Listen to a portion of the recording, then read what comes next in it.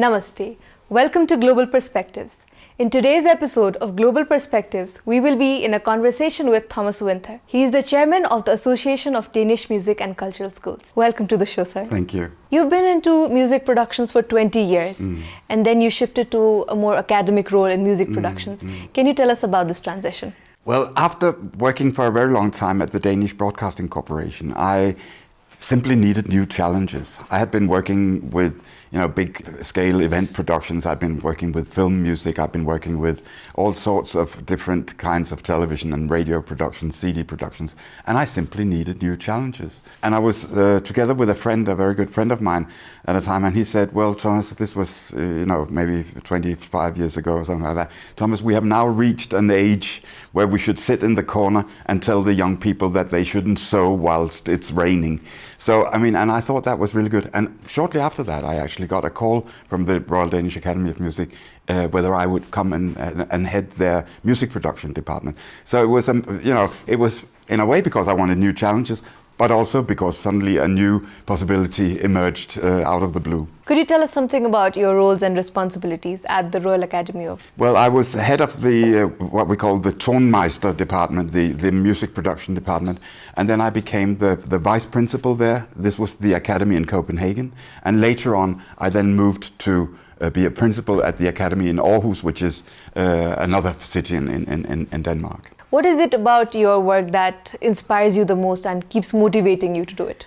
It is wonderful to work with really, really skillful and talented professionals. And it's really, really wonderful to work with young people, young students who have all the aspirations of becoming better and becoming artists who wants to create and who wants to, go into society and work there. What are some of the key challenges you see in the field of music education, especially in the context of Denmark? This thing of not only educating talented musicians or composers or singers, but actually, so they will do the best that they can and learn their skill and their trade, but also giving them a sense of the possibilities there are of working with society and working in other areas. That is one of the big challenges I see now, and one of the things that we also work with a lot in the music schools that I represent on a daily basis. So what are the challenges you face when you deal with people from different backgrounds, different cultures, and how do you overcome them? That's a big question. Of course there are many challenges because people come with certain mindsets. But I think the interesting thing about working in this way is that you have maybe people come with some heritage, they come with some tradition, some culture, but there's also a global culture. We have a technology challenge, we have a global climate crisis, things which are really, really challenging on a global basis. So when these two meet in a crossfield, that's where new art, where new thoughts, where new solutions turn up. So challenges can actually be very good and very fruitful because they can end up with actually finding solutions. Mm-hmm. In this context, how important do you think is the concept of unlearning and relearning? I don't think that unlearning is important in the way that we should know where we come from. If we do not know who we are, then we cannot develop the persons we are. Mm-hmm. But of course you should get rid of your bad habits. Like, if you're a smoker, you should stop. And if you have bad habits in the way that you perform your culture, or you exist in your culture in the way that you perform in your art, then you should get rid of those bad habits. And then you should relearn the elements that is created in that crossfield that I was just talking about before. Mm-hmm. What does music mean to you? Music is a wonderful way of expressing emotion. It's a wonderful way of expressing ideas in a way. It's very, very bad at expressing, concrete thoughts like going up to the bar and asking for 2 beers. But it's very, very good at describing or putting words, so to speak, to the emotion of love, of longing, of whatever, all these difficult feelings, all these big feelings. Mm-hmm. So for me personally, I think that it is one of the most wonderful ways of communicating with each other, also because it's a global language. It's a language that we can understand, even if we're not from the particular culture of which the music is, So I can still get very, very touched by listening to Arabic or African or Indian or whatever music also, even though I completely different background musically. Owing to your years of experience in this particular industry, what is one moment that's most memorable for you when you look back? There are so many moments. I would say maybe the first time I listened to a wonderful piece by Igor Stravinsky, the Russian composer of the previous century or last century. He wrote a piece called "The Riot of Spring," which is based on some Russian folklore and that was actually a piece of music that changed the way that classical Western music was written in. And so, I mean, for the first time I heard that and actually read the score while I was hearing it was a completely mind-blowing experience for me.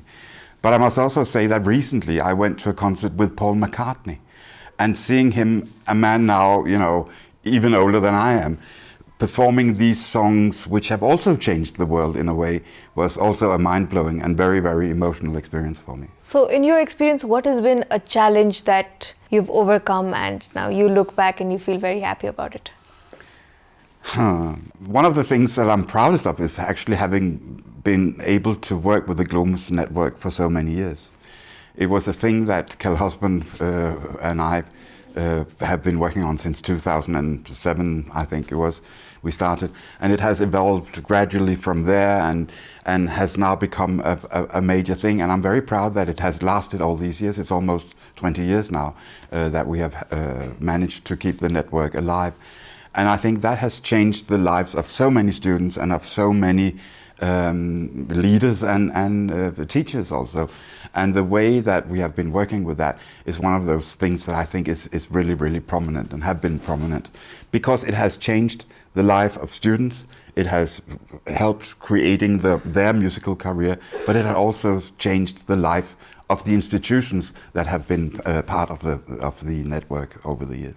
In your academic role, you've reached out to so many students, you've mentored so many students, and in that process, what do you think is a critical aspect that a student must know and understand in order to excel in this field? The students need to be first class in what they do.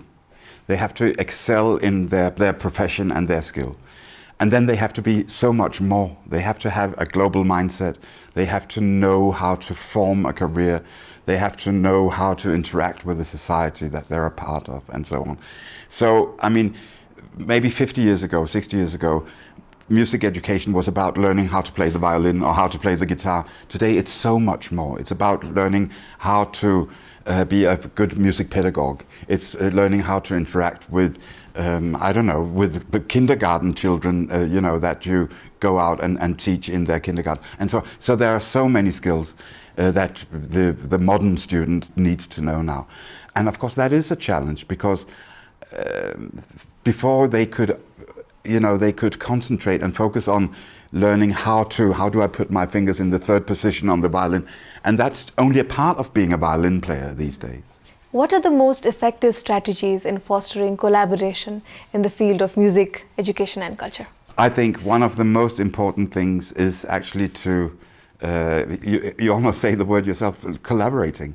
It's the ability to actively collaborate, actively co-create with your students, with your teachers, having student-centered teaching and learning, and focusing on the individual student as your main objective for your strategies of learning.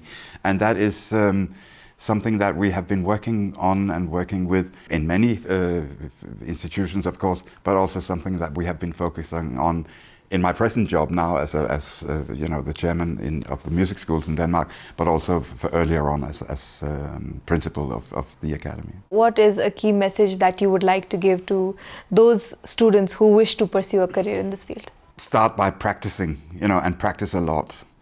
And then start by listening to music that you don't think you like.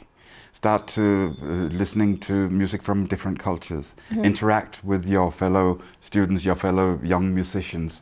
Come to Globus and be a part of the network. Learn that music is so much more than just one thing. It is about opening up to different cultures, different sounds, different approaches to music. How can people become a part of the Globus network? institution has to, in a way, apply, and the way you apply is actually, literally ringing and say, could I please come to the camp? So we have a very, very flat structure. So there's no sort of formal application procedure, but you simply show up. And Globus is very much a network of the willing institutions. So Globus is comprised of the people who are there. And I think that's a wonderful idea also, that we don't have a very formal and very strict application process, or there are no sort of certain criteria you have to live up to. We have a set of goals, and we have a set of ethic, goals that we pursue. And if you can relate to them as an institution, then you can also be a member. And then, of course, there are all sorts of practical things, as to how many people we can actually be at the camps and so on. Thank you for being with us today. It was an honor having you here in the show and getting to talk to you. It was lovely being here. Thank you very much. Thank you. Namaste. Namaste.